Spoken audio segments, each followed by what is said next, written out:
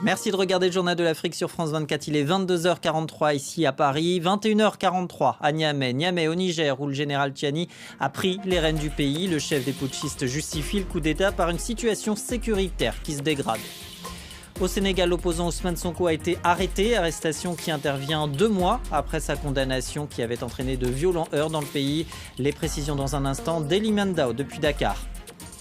Et puis les 9e Jeux de la francophonie sont lancés. Ça se passe en RDC à Kinshasa. Une cérémonie d'ouverture haute en couleur a eu lieu. Aurélie Bazaraki-Mangoula nous racontera.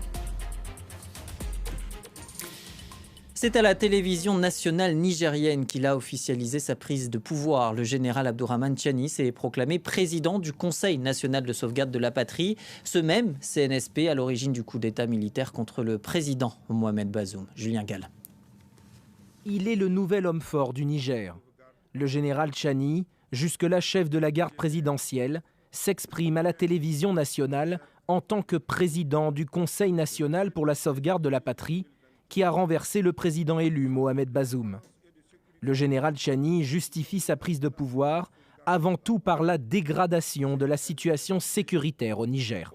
L'approche sécuritaire actuelle n'a pas permis de sécuriser notre pays. Nous ne pouvons plus continuer avec les mêmes approches jusqu'ici proposées au risque d'assister à la disparition progressive et inéluctable de notre pays.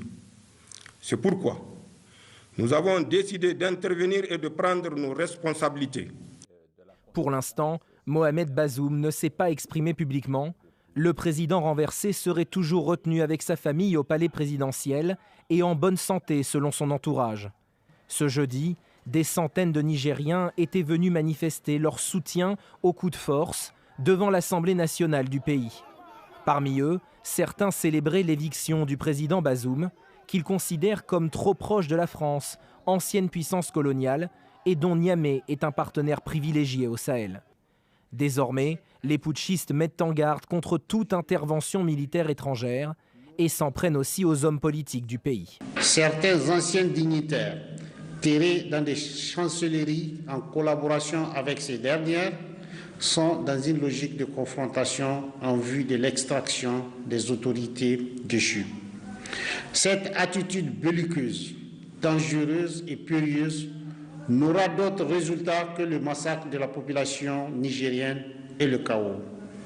Aussi, le CNSP prend-il à témoin l'opinion nationale et internationale sur les conséquences qui découleront de toute intervention militaire étrangère. Le CNSP annonce également que la Constitution est suspendue et que l'ensemble des institutions sont dissoutes. Et inquiète de ce renversement de pouvoir, la CEDEAO se réunira dimanche à Abuja. Après le Mali et le Burkina Faso, le Niger est le 3e pays sahélien qui, depuis 2020, connaît un coup d'État. Plusieurs chefs d'État du continent ont déjà fait part de leurs préoccupations. Caroline Lambolet. Nigérienne. Le général Abdourahmane Tchiani, nouvel homme fort du Niger. De quoi susciter des inquiétudes sur le continent. Dernière déclaration en date du président kényan. Mercredi, l'Afrique a subi un sérieux revers dans ses avancées démocratiques. La République du Kenya se joint au reste du monde et condamne avec la plus grande fermeté cet acte anticonstitutionnel qui porte atteinte à la démocratie par le biais d'un coup d'État et demande la libération immédiate du président Mohamed Bazoum. Même son de cloche chez la CEDEAO qui exige sa libération immédiate et l'Union africaine qui a réclamé le retour des militaires dans leurs casernes. Plusieurs voisins du Niger, dont l'Algérie et la Libye, ont exprimé leur inquiétude et leur soutien au président Bazoum. En Libye, les forces armées basées dans l'Est auraient même envoyé des renforts au niveau de la frontière.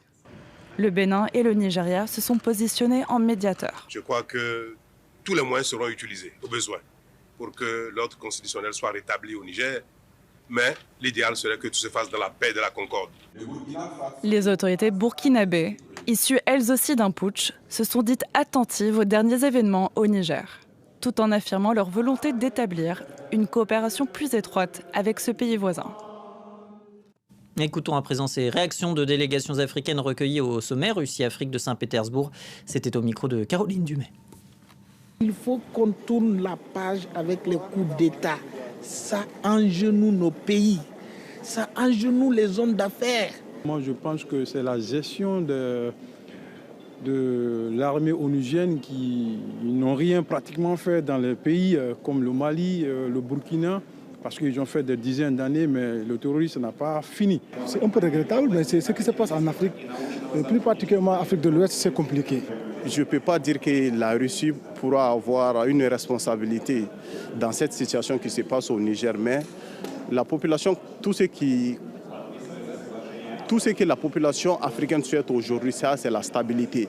Et beaucoup pensent que la Russie pourra assurer une stabilité sur le continent africain. Un sommet Russie-Afrique qui s'est achevé vendredi, une réunion marquée par les inquiétudes africaines quant à l'exportation des céréales ukrainiennes, 11 jours après le retrait russe de l'accord. Le président de l'Union africaine a jugé les propositions de Vladimir Poutine insuffisantes. Sur place à Saint-Pétersbourg, Caroline Dumais pour France 24. C'est une réussite pour le président Poutine, c'est une réussite pour l'Afrique, car quand la Russie gagne, l'Afrique gagne. C'est en ces termes que le président de l'Union africaine, Azali Assoumani, a conclu ces 2 jours de forum politique et économique, 2 jours de discussions très concrètes. Plus de 120 contrats ont été signés, un plan d'action de 3 ans a été mis en place pour développer la coopération économique, politique et culturelle entre l'Afrique et la Russie. À noter que plus de 23 milliards $ de dettes ont été effacées. Le président Poutine s'est rendu disponible, mais ça n'est peut-être pas suffisant, a continué Azali Assoumani, qui a précisé qu'il y avait encore des obstacles. L'un des obstacles, ce sont les changements anticonstitutionnels sur le continent, référence à peine voilée au dernier coup d'État au Niger. L'autre obstacle, c'est la guerre avec l'Ukraine, et là, la médiation de paix africaine entend bien faire des progrès. Donc ce forum se termine sur une note optimiste, mais avec quand même quelques points d'interrogation. Au Sénégal maintenant, Ousmane Sonko a été interpellé il y a 2 mois. L'opposant numéro 1, Macky Sall, était condamné à 2 ans de prison pour corruption de la jeunesse. Les violences qui s'en sont suivies ont fait au moins 16 morts selon les autorités. Elie Mandao, bonjour. Vous êtes le correspondant de France 24 à Dakar et vous vous trouvez précisément devant le palais de justice. Quelles sont les raisons de cette arrestation ce soir ? Écoutez, selon les dernières informations, Ousmane Sonko est même placé en garde à vue. Des informations transmises par ses avocats, des avocats à qui on a parlé, qui nous ont détaillé les motifs de son arrestation. Alors ces motifs sont les suivants: vol de téléphone portable et appel à l'insurrection. Les faits se sont déroulés ce vendredi, de retour de la prière du vendredi. Ousmane Sonko se faisait filmer par une gendarme et il a arraché, il a pris le téléphone portable par lequel il était filmé et a demandé à la gendarme de supprimer les vidéos. Ce sont ses propos, sa version sur sa page Facebook. Et le procureur de la République a un peu emboîté le pas en publiant un communiqué il y a 1 heure pour donner la version officielle du parquet sur l'arrestation d'Ousmane Sonko. Pas seulement cette histoire de vol de téléphone portable, mais également le procureur a noté de façon globale des écrits, des vidéos ces derniers temps d'Ousmane Sonko qui, selon lui, sont des motifs de troubles à l'ordre public, mais également répréhensibles sur le plan pénal. Le procureur a instruit la sûreté urbaine d'ouvrir une enquête sur des délits et crimes visant Ousmane Sonko. Son parti, le parti Pastef Les Patriotes, a réagi en demandant la libération immédiate d'Ousmane Sonko et a appelé ses partisans à se mobiliser, tout comme la coalition d'opposition d'où fait partie Ousmane Sonko, la coalition Yewwi Askan Wi, qui a également appelé, je cite le communiqué, le peuple à se mobiliser. Est-ce qu'il y a d'autres réactions justement à Dakar? Est-ce que les esprits sont plutôt apaisés dans la capitale sénégalaise? On se souvient de ces violences qui avaient marqué le pays il y a 2 mois après la condamnation. On ne pourrait pas parler d'esprit apaisé. Tout le monde est actuellement préoccupé. Dans les environs du palais de justice de Dakar, il y a quand même un calme qui règne. On a noté, on a vu tout à l'heure quand même des mouvements de forces de l'ordre, de véhicules rentrant dans le palais de justice de Dakar. On n'a pas pour l'heure d'autres informations et on est en train de suivre ce qui se passe un peu dans les environs, dans les autres quartiers de Dakar. Ce serait en tout cas la 3e affaire judiciaire impliquant Ousmane Sonko après 2 condamnations condamnations précédemment, une pour diffamation à l'encontre du ministre sénégalais du Tourisme et une autre pour corruption de la jeunesse. Mais on est en train de suivre ce qui se passe actuellement au palais de justice de Dakar pour voir la suite à cette nouvelle affaire qui concerne l'opposant Ousmane Sonko. Et on continuera de suivre ces développements avec vous, évidemment, au fil de la soirée. Ilimien Dao, merci beaucoup devant le palais de justice de Dakar.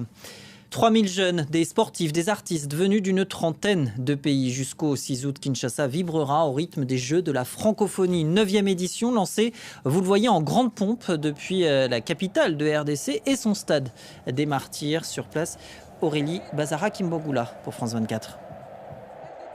Les gradins du stade des Martyrs sont bondés, 80 000 places assises au total. Et ici, l'ambiance quinoise est au rendez-vous. Des chants en lingala ont été scandés pour accueillir la parade des 3000 sportifs et artistes venus de 36 pays.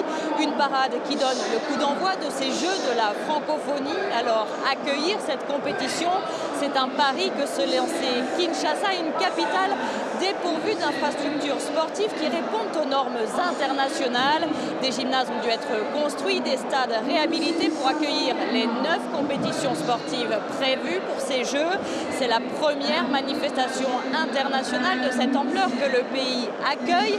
Les autorités congolaises comptent donc sur son succès pour donner une autre image du pays et peut-être faire oublier les images d'un pays en guerre, les images d'insécurité de la capitale congolaise. Le dispositif de sécurité a d'ailleurs été renforcé pour cette compétition.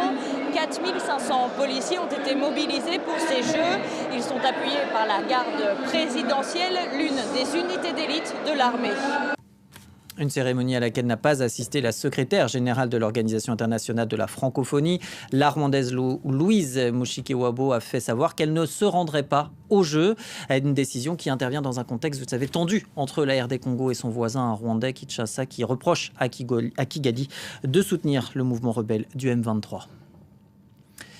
Ahmed Ayoub Afnaou, champion du monde du 800 mètres nage libre au Japon. Mohamed Khalil Djendoubi, l'argent au taekwondo, c'était au JO Tokyo il y a 3 ans. Des noms qui font la fierté de la Tunisie et des médailles qui donnent de l'espoir à la jeune génération. À 1 an des Jeux de Paris, Lilia Blaise et Hamdit Lili sont allés à la rencontre de ces athlètes qui rêvent d'une sélection olympique. Reportage. En plein centre-ville de Tunis, malgré la chaleur suffocante, Gofran Belkir enchaîne les compétitions locales d'haltérophilie. Cette jeune championne de 21 ans, plusieurs fois médaillée aux championnats africains et mondiaux, rêve d'une sélection olympique. Aux Jeux précédents de Tokyo, j'avais été très frustrée de ne pas pouvoir participer, car j'avais été blessée et ça m'a bloquée pendant 1 an et demi. Mais je suis prête maintenant pour gagner une médaille et rendre fier mon pays. Elle s'entraîne avec d'autres athlètes. Kerem Benernia est l'un d'entre eux. Il est l'un des athlètes les plus médaillés dans sa catégorie en Afrique, mais il déplore le manque de moyens pour atteindre un niveau olympique. Dans les compétitions internationales, on voit clairement que les autres athlètes ont plus de soutien financier que nous. Mais nous, on a ce qu'on appelle la grinta, c'est-à-dire la rage de vaincre. Les autres ont peut-être plus de moyens que nous, mais c'est pas pour autant qu'ils ont une meilleure technique sur scène. Le sport est en effet le parent pauvre du budget de l'État, déjà asphyxié par la crise économique, et les disciplines individuelles dans le pays sont moins valorisées que les sports collectifs. Encore très peu connue en Tunisie, la lutte libre féminine est pourtant un sport où le pays a beaucoup de chances de se qualifier. Dans un hôtel de Nabeul, à une 60aine de kilomètres de Tunis, Siwar Bousseta et Khadija Gelassi exécutent des prises avec leurs partenaires. Les deux n'ont aucune difficulté à s'intégrer dans cet univers masculin. Je ne trouve pas qu'il y ait beaucoup de préjugés. Au contraire, ça crée plutôt de la curiosité ici. Et les gens qui ne connaissent pas la discipline sont très contents de voir des femmes dans les compétitions de lutte. Le vrai frein pour ces deux athlètes reste la difficulté à obtenir des visas pour se rendre à des compétitions internationales. Nous avons de plus en plus de mal à obtenir des visas. On nous a refusé un visa pour une compétition en Espagne dernièrement. Même si l'an dernier, on avait participé au championnat du monde. Malgré ces obstacles, les rêves d'Olympiade sont bien là, inspirés par les modèles comme la lutteuse Marwa El Amri, qui en 2016 avait ramené une médaille de bronze des Jeux de Rio. Merci de votre fidélité au Journal de l'Afrique. L'aventure africaine continue sur france24.com et nos réseaux sociaux. Le reste de l'actualité internationale, c'est dans quelques minutes avec Nina Masson. Excellente soirée sur France 24. À très vite.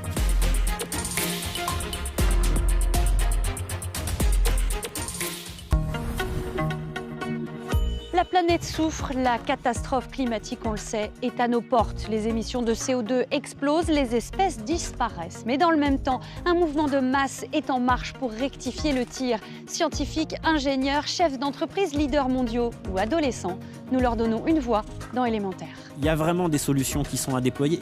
Élémentaire, présenté par Marina Bertsch, à voir sur France 24 et france24.com.